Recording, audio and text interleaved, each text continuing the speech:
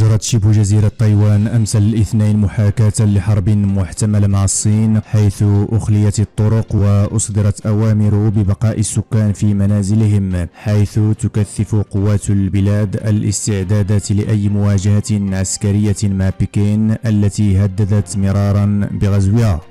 وذكرت وسائل إعلام أن صافرات الإنذار دوت لإخلاء الشوارع إجباريا للقيام بالتدريبات التي تسببت في إغلاق بلدات ومدن في أنحاء شمال البلاد لمدة نصف ساعة.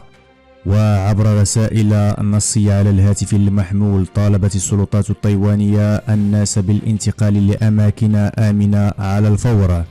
ومن جانبه قال رئيس بلدية تايبي كو وينجي لوسائل إعلام من الضروري الاستعداد لحالة الحرب. وأضاف كو: الطائرات العسكرية الصينية كانت مصدر إزعاج لتايوان بشكل متكرر في السنوات الأخيرة وحتى اندلاع الحرب الروسية الأوكرانية في فبراير. هذه الحوادث تذكرنا بالحاجة إلى اليقظة في وقت السلم.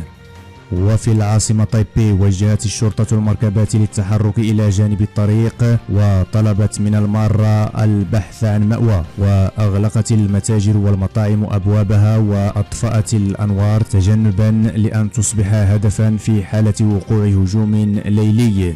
وتدرب رجال الإطفاء على إخماد حريق اندلع بسبب هجوم صاروخي، ودوت صافرات الإنذار مجددا بعد 30 دقيقة في إشارة لإنهاء التدريب. وقبل أيام قليلة حذرت الصين من زيارة متوقعة لرئيسة مجلس النواب الأمريكي نانسي بيلوسي إلى تايوان، وتعد أرفع زيارة رسمية أمريكية إلى البلد الحالم بالاستقلال. ونقلت صحيفة فاينانشال تايمز أن الصين وجهت تحذيرات قوية لإدارة الرئيس الأمريكي جو بايدن من زيارة محتملة لرئيسة مجلس النواب نانسي بيلوسي إلى تايوان في أغسطس.